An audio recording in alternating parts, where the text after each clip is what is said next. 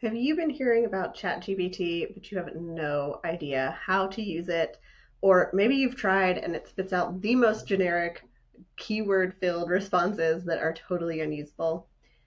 This conversation with Sarah Cook is such a fun one because we are talking about how to use ChatGPT to write your website copy. And it's not just about dropping in, write me a headline. We're talking about how to write prompts that are going to get you more effective copy. We're talking about how you can add personality and use ChatGPT to help you brainstorm. So make sure you tune into this episode and check out her brand personality guide to help you get started.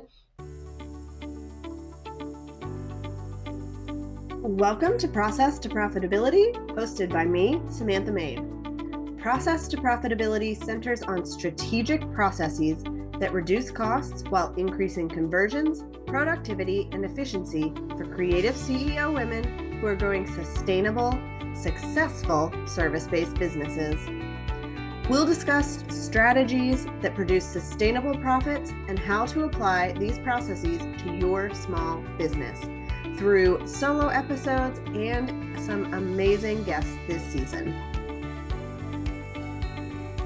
I learned so much from this conversation that I'm excited to apply, and I hope that you will share as you are experimenting with these AI tools, how you are getting better results and how they're helping your business.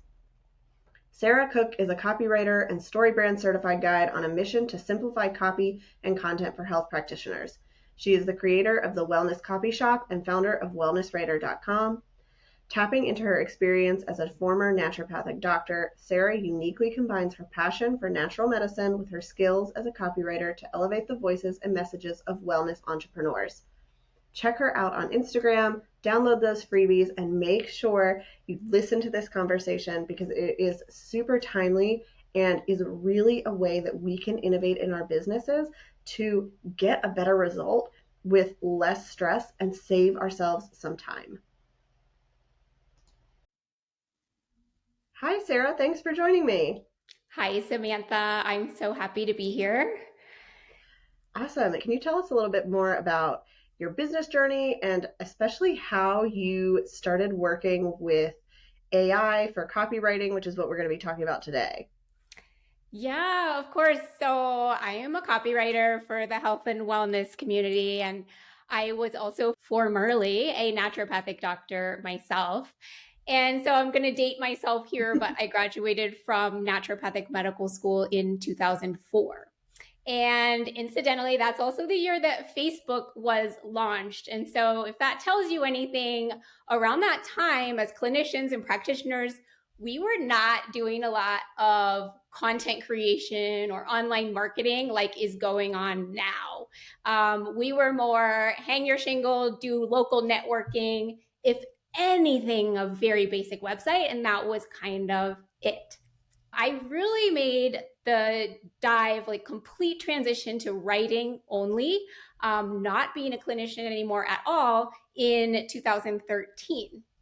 And at that time, blogs were all the rage. And so it was supplement companies and practitioners. Everybody thought they needed a blog and an e-newsletter. And so I was writing those. And at that time, that meant I pretty much needed three tools. So I used PubMed to get the research. I used a software called Bookends, which was a reference management, kept track of my references for blog articles. And I used Microsoft Word. And that was like it, right? But of course, that was 10 years ago. And now, kind of over the course of the last 10 years, I've pretty much kind of shifted with as online marketing has been changing, kind of making shifts and pivots to figure out, well, what can I do to really best help practitioners with their content creation and with their copywriting? And when I kind of look at that journey, I can almost track it by the tools that I've added in. So, for example, StoryBrand. I became certified in Mm-hmm. StoryBrand as a tool to help with messaging. And then templates. I created a library of copywriting templates as a tool to help practitioners be more effective at writing their sales copy. And so now we have this newest tool, new kid on the block of ChatGPT and AI, but ChatGPT kind of being in the forefront. And so this is kind of that next latest tool that I've been figuring out how to incorporate. I find it fascinating. I think it really is an amazing tool with so much power, so much potential. But at the same time, I am also proceeding with caution because I think that if we just hand over our writing to this tool, we don't get a great result. We get something mediocre, could be even embarrassing. And so there's a lot of nuances. There's, I think, a lot of things to really understand about how can we use it in a good way versus a bad way. And this has been a huge topic. My husband is a teacher, and he's been talking about it like his students are using it to solve math problems and write papers. But I mean, you said there are pitfalls, and that's what we're going to talk about. Like, they can tell when you told ChatGPT to write your term paper because it's not good. So this is actually something that is so top of mind for me that I have been seeing just in the last week or two, this uptick in emails coming into my inbox that, like you said, I can tell. And so, like, to me, 100% obvious, I know that this email was written by ChatGPT. And partly I know that because I have used the tool enough. As I start to recognize and see something that I think is written by ChatGPT, along with just using it and seeing some of the trends of words that it tends to use a lot or overuse, phrasings that it tends to use, and even kind of how it tends to organize content. And I've started a Google Doc of ChatGPT red flags that I'm just paying attention to and actually intentionally using those words less in my copy. I guess the reason I'm bringing this up is because I think it kind of brings up a pitfall that if I am reading an email and I get a sense or I start to think, I think that was written by ChatGPT, I sort of have this flip of either, well, it feels disingenuous. I don't feel connected to who's writing it. I'm not sure if I really believe or trust this. And we don't want to come across like that. That is definitely a pitfall of just turning over your authority or your autonomy to ChatGPT and say, hey, write this. I trust you to write a good job. I think the risk is then coming out with something like this where it's obvious that it was written by that machine. I took 3 of these emails and I read them the other night to my son. He's 14. And like he's listening and he's kind of chuckling at a few things. And then like he got up to walk away and he goes, I am embarking on a journey to the shower and I will emerge transformed. He totally got it, right? He was like, nobody says embark. That's not how we talk. And so I think that's so important that we don't lose track of those just really like fundamental rules and principles of how to create good content, like make it sound like you talk, right? That's like a fundamental, like rule number 1 of copywriting. Yeah. So what other mistakes are you seeing people make when they're using this? One thing I would like to say, kind of to follow up on, that pitfall, you know, I'm not totally certain what's going on the other end of that email when they're writing it. I think possibly what's happening is whoever's sending that email, they maybe don't have a lot of their own confidence in writing. They feel like I'm not a writer, I'm not a good writer. And so when they see what ChatGPT writes, they think, oh, that's good. That's better than what I could write. And so they're trusting and they're just sending, which I would say, no, it's probably not better than you would write. If you can talk, you can write. And so I think that may be the mistake, is that not having confidence in yourself to be the one in the driver's seat. So I use the analogy of like, it's like a riding lawnmower. You can't just turn it on and let it go. You have to sit in the driver's seat, and you have to do that with ChatGPT. You have to be in charge, and if and actually use your brain to think like, does that sound natural? Is that how I would say it? Is that the message that I really want to get across? But I think the other thing that might be happening with this increase in what I'm seeing, and actually I've seen it on emails, but I've also seen it on sales pages. But I think another thing it might be is some of these people might actually be hiring out their content or have somebody else helping with their content, and they may not even know that that person or that agency or whoever, they might not even know that they're using ChatGPT. So I think that's something important to be aware of if you are like getting help with your content from anybody, even if it's from a VA. Like now that this tool is available, I think it's important just to be really aware of how, ask those people who you're paying to help you with your marketing or with your content, like how are they using it? The other thing that might be happening, and the reason I'm seeing a lot of them, it may just be people are experimenting, which is great. And that's fine. Like, if that's the case, awesome. Like, people will figure it out as they go. They'll hear more conversations like this, kind of find ways to use it better. And then, this trend will pass. Yeah, I think a lot of people are experimenting. I had a friend send out an email that she actually said, I had ChatGPT write this email because she wanted to Yeah. see what it was like. And like that's relatable for her audience because they're all trying these things out. I think that's fine. If I'm seeing a few of these pop up, and some of them are, they're like coming from people I really respect and admire. Some people, they're coming from them, and I'm thinking, okay, they're probably kind of playing with it, experimenting. It's not going to sound this way forever, and that's great, right? Like that's how we're going to learn to use it anyway. So when we're thinking about using this for writing our website copy as opposed to emails or social Yeah. media content, like there's lots you can do. But if we're looking just at website copy, what is that process that we can go through to so that we don't fall into these pitfalls and make these mistakes of having it sound like a robot wrote it? Yeah. Well, so the process is one thing you remember, don't throw away the process that has always worked in the past. Okay. So we're still going to follow the strategy and the process that has always worked in the past. And that is number one, we get clear on the messaging. But we can use ChatGPT to help with that, right? So, like I mentioned, I use StoryBrand as a framework because it gives us essentially 7 categories of talking points that we want to include in our messaging. And to me, that's just a very structured way to think through, okay, what messaging points do we need? So, I can use StoryBrand still.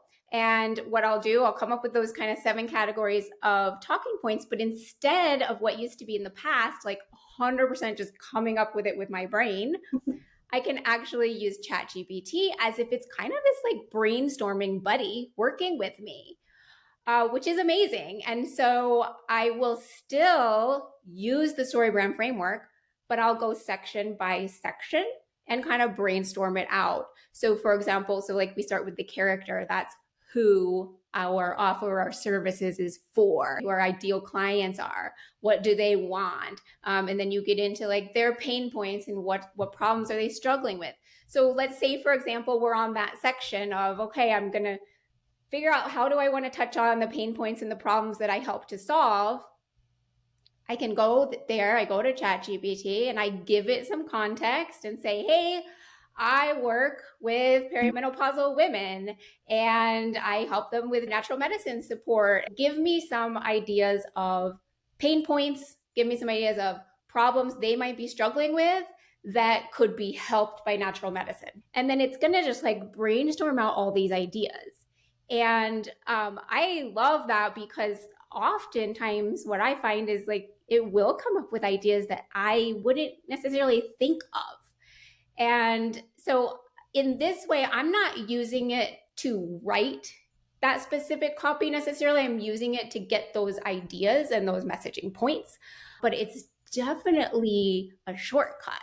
Whereas maybe I would take an entire day writing out the whole brand script in the past. And now I can get so many ideas so fast. And Of course, I'm still going to take a walk and clear my mind and like brainstorm some on my own and kind of think about, well, what are the most important of those points and things like that, right? We can't throw away what worked in the past, but this will help make it faster. I like to focus on how is it going to make our copy better. And I do think it can make our copy better because it's actually bringing in ideas we maybe did not even think of. So we start there, right? Step one of writing Yep. any piece of copy is getting clear on the message. We can do it super fast with ChatGPT's help. I love using it for brainstorming because you're right, it does come up with ideas that we might not have thought of. Maybe it words them a little bit differently than we think of because we're so caught up in like the language we use and the jargon that we use. But you're looking at that list and it's not like you have to accept that list as is and put it on your website. Yep, exactly. So once you've gone through that and you kind of understand your messaging, what comes next? What do we need to do to like kind of build on that? Yep. Yeah. So next step historically is I would pull up a template, right? I'm working on a website. And so let's say I want to work on the homepage. I love to use the template because at least organizing, okay, what sections do I need on my homepage? Because that's half of what makes a website effective is how it is organized, right? And so we'll have kind of, let's say we have a homepage template that just shows us, oh, we need a headline section. We need a section that introduces us. We need a section touching on who it is we help. We need a section on what our offers are. Okay. So anyway, so we've got this template that helps us organize. And I would actually approach it the same way as how I approached brainstorming the messaging. I go through section by section. This is actually where I love to combine the templates along with ChatGPT because, for example, like you could just go in and say, hey, give me some ideas for the headline on my homepage. And you could just leave it at that. But if you have maybe like a list of headline formulas, or headline prompts like copy that are like copywriting ready, right? These are kind of formulas that we know have worked in the past. And you can feed that to ChatGPT and say, okay, here's 10 headline formulas or prompts. Use these to give me some ideas for the headline for my website. Here's who I'm about. Here's who I help, right? You have to give that context. And again, then it will just like give you all these ideas. A lot of times there won't necessarily be one that I'm like, that's exactly right. But there will be words, there will be wordings, and it will trigger me and be like, oh, that's good. Like just those two words, or I'll take some of their ideas and then mix and match. I'm definitely at the point where it's more of the brainstorming than it is the final writing. But yeah, I would just go through kind of each section that I want to write for and prompt it, get the ideas, or even I have these copywriting templates that actually maps out kind of how to structure that sentence or section, prompts to use. You can feed that to ChatGPT so that what it gives you is more aligned with kind of the end product that you want it to have. Yeah, I think that's helpful for people to realize like you're not just putting in a prompt, and we're going to talk about getting a better output in just a minute, but like you're not just write a headline for my website and taking what it spits out and putting it on your website. Right. And this gets to, I think a lot of people think I want to use ChatGPT to make it faster. But that's a pitfall right there. You want to know about pitfalls, especially right now as we're learning to use it. Like, yes, it makes it faster. Like, yes, I told you how when I'm coming up with messaging points, it spits them out way faster than I can think of them. But it's really about making it better. You don't just want to get one headline, copy, paste, spit it out. It's still going to take some time to kind of work through the options it gives you, maybe ask it to try again. It still will take time to actually get a good result. But yeah, I think we can get better results when we're using that tool to help us. Okay, so let's talk about tips for getting that better output because it sounds like you are giving ChatGPT quite a lot of information. Oh, yeah. And I think most of us aren't familiar with using it that way. We like put in a question or maybe we give it like one paragraph to like write a social media post about this. But when it comes to like website copy, that is not something you can just give Right. it one sentence and pop out. So how do we get something better out of ChatGPT than just the baseline information that it would spit out? Yeah, absolutely. So one thing to know is that it does build on a single conversation. And so we would probably want to keep the project of writing the website in one thread, because that way it will continue to remember the information you have given. And I am putting a ton of information in there. And it might be kind of a stepwise process. So I talked about how we come up with the brand script, all of those messaging points. So what you want to do if you're going to start a new thread, say we're working on the homepage, you're going to want to copy and paste the whole entire brand script and say, hey, it's a website for this. I am a functional medicine practitioner. I help perimenopausal women. Here are their problems. Here are my offers. Here's the action I want them to take. It needs all of that information. You think of it as like your assistant. How's your assistant going to write anything if it doesn't know the information? Okay. So one thing is just provide it with the messaging points and the basic information. The next thing is you can do some work on personality, voice, and tone with it. So this is pretty cool. This is also, I would say, probably a two-step process. Initially do the work of having ChatGPT actually describe your brand voice and your brand tone. So what you can do is actually like copy and paste a bunch of content that you've written that you really like or that people have responded well to, put it in there and say, how would you describe this? How would you describe this brand voice? And then when you go to have it help you write you copy and paste that. And you say, use this tone of voice in your reply. So you're giving it all the messaging points. You're giving it what kind of personality and tone to use. Okay. And then you're going to go again, step by step. It does not work well to say, write the home page. You're not going to get a good outcome. You have to section it off and say, first, let's work on the headline. Now, let's work on the section that introduces me, right? You have to go section by section. A few tips: getting really specific helps. So, down to the point of saying, okay, help me write some text to go on this button. Keep it to 3 words or less, right? You're that specific. You're saying, I only want 3 words or less, because otherwise ChatGPT tends to write a lot more than what you need. Too long, like say less, right? So you get very specific. Instead of saying like, write a section that introduces me, 1 paragraph, or keep it to less than 100 words, right? You very specifically tell it what it is that you want, can really help with the outcome. I guess one last thing is continuing to say, try again, except this time. So it really so much is as if you're dealing with an assistant and it gives you something and you're kind of like, it's not quite it. And then you just go back and say, I do like this part. I don't like that part. Could you try again, except this time, turn it into a bulleted list. No, try again, except this time, make sure to include messaging that actually talks about energy levels, or like you tell it exactly how you want something to be different, and you just kind of keep trying. That's super helpful.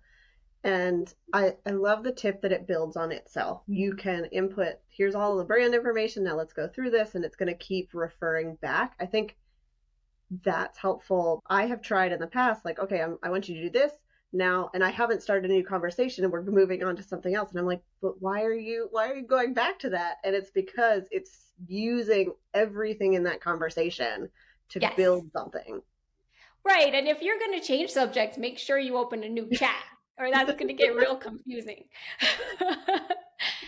So when you do this, because I know a lot of copywriters and a lot of people struggle to write headlines. So do you start with the headline and just work your way down the page, or do you start with some of the bigger sections first? This is great. This actually goes back to that same idea of don't throw away a strategy that has always worked, right?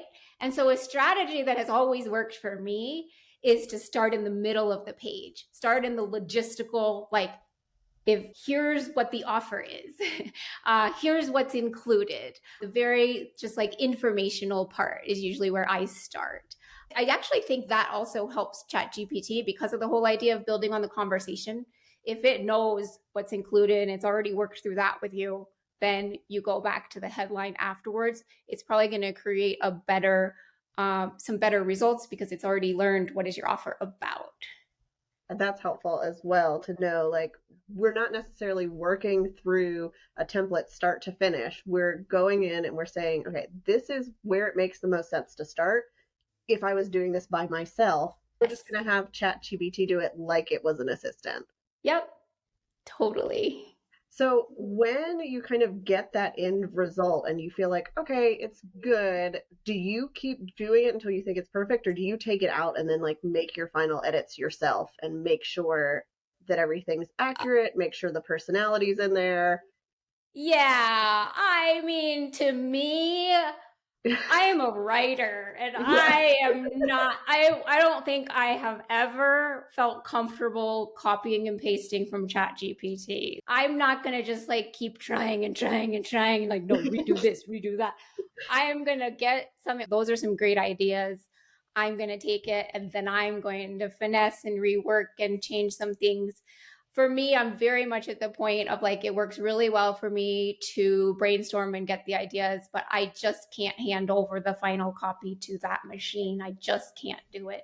And it's actually easier. It would be harder for me to keep saying, try again, Yeah. accept. It's easier for me to just then take it and roll with it, Yeah. essentially.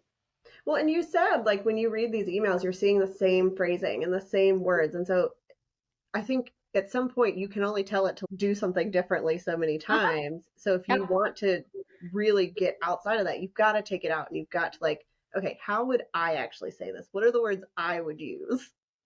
Yeah. I'm so curious if other people notice it the way I do, or if it's just that it's top of mind for me. I'm like wondering, how obvious is this, you know?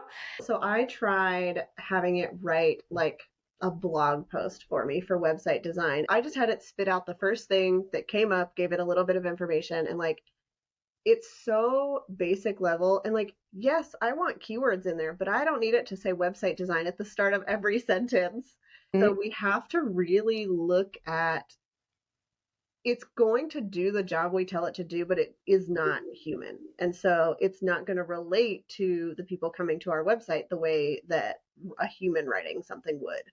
It's made me think, you know, seeing this pattern of where I recognize it was written by the machine has made me really ask that question of what is it about copy then that makes it sound human and personable? And yes, it's the personality, but what does that mean? Is there a systematic way then we can figure out, well, what is personality? What gives personality to copy? And I've been working on that. And I actually put together this workbook of how we can really get in touch with what is the brand voice that we want to emulate using ChatGPT. Give it a bunch of stuff you've written, have it describe to you what's the style and the voice. I think that's really insightful. That was insightful for me to go through that exercise and see how did it analyze my copy.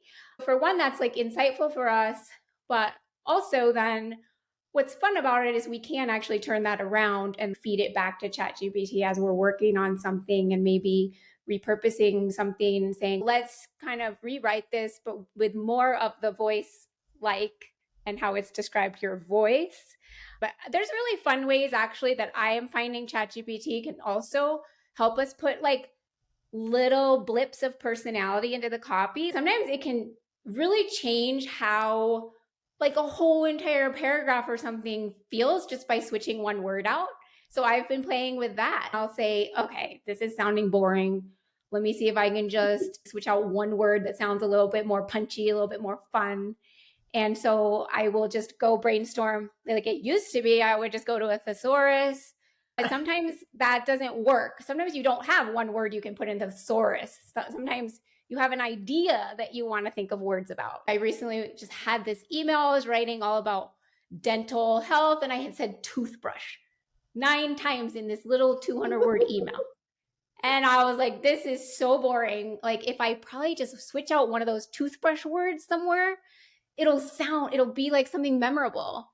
And so I did. I went there and I was like, what are some other ways to say toothbrush? But I want it to be like short and punchy and fun and memorable. And it gave me all these really bad ideas, but it gave me tartar tackler. And so it was just like switching that out. It sort of gave this like fun feel to that email that hadn't been there before.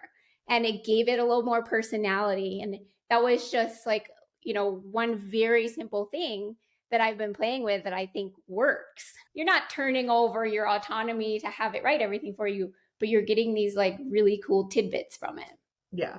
And like you said, there were a lot of bad ideas, but you get like that 1 or 2 gems out of there, and then you can incorporate it into the rest of your website or your email or whatever it is you're writing. I know you mentioned you've got a free resource on personality. So can you share like where people can connect and resources that might help them as they're writing their copy, as they're trying out ChatGPT for all of this, to get connected and find that stuff for you? Yeah, absolutely. I mean, I think that's probably a great place to start is this brand personality workbook. And so I can get that link for you, but right now, that's my main freebie. You can find it on my website, which is wellnesswriter.com. That's a great place to get started, and that would put you on my email list.